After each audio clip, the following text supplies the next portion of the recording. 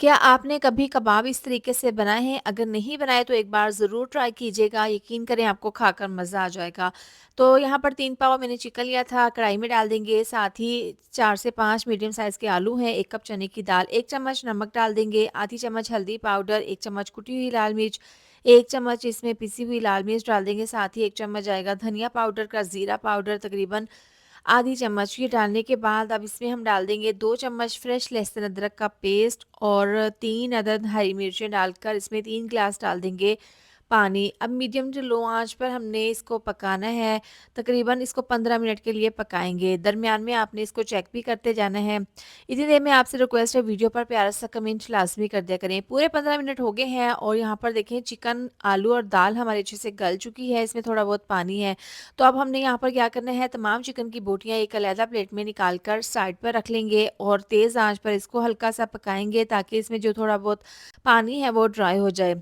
अब इस मिक्सचर को 2 से 3 मिनट के लिए पकाएंगे ताकि ये थोड़ा-सा थिक हो जाए। अब यहाँ पर मैशर की मदद से आलू को मैश कर लेंगे, दाल को भी मैश कर लेंगे, इसको हल्का-सा पकाएँगे। यहाँ पर देखें ज़बरदस्त सा मिक्सचर रेडी है, पानी इसका ड्राई हो गया है और ये मिक्सचर भी थिक हो गया है। इसको दूसरे बाउल में निकाल लेंगे और इसको ठंडा कर लेंगे। अब यहाँ पर देखें जो चिकन की बोटियाँ हमने निकाल कर रखी थी, इसकी मैंने हड्डियाँ अलहदा कर दी हैं और इसके बोटियों के मैंने रेशे बना लिए हैं। ये इस मिक्सचर में डाल देंगे, साथ ही इसमें 1 चम्मच पिसा हुआ गरम मसाला, 1 बड़े साइज़ का प्याज चॉप किया हुआ, इसका मैंने पानी निचोड़ लिया था, बारीक कटा हुआ हरा धनिया, पुदीना 2 मुट्ठी।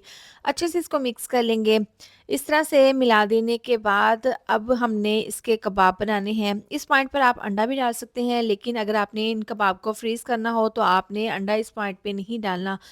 अब हाथों पर हल्का-सा ऑयल लगा लेंगे या फिर पानी और इस तरह से हमने एक कबाब बना लेना है। पहले गोल बनाकर फिर हल्का-सा टैप करेंगे और फिर इसके किनारों को सेट कर लेंगे।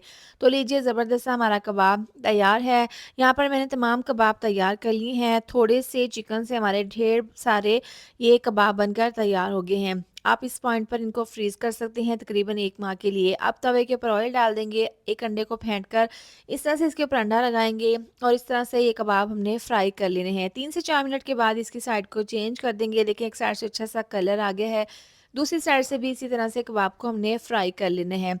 दोनों साइड से हमारे कबाब बहुत अच्छे से फ्राई हो गए हैं। अब इनको हम साइड पर कर देते हैं और साथ ही दूसरे कबाब भी फ्राई कर लेंगे। तो लीजिए गरमा-गरम बहुत ही ज़्यादा टेस्टी मज़ेदार से हमारे आलू चिकन दाल के ये मज़ेदार से कबाब बनकर तैयार है। आप भी इस रेसिपी को ज़रूर ट्राई कीजिएगा और अपना फीडबैक ज़रूर दें। मज़ेदार कबाब तैयार हैं।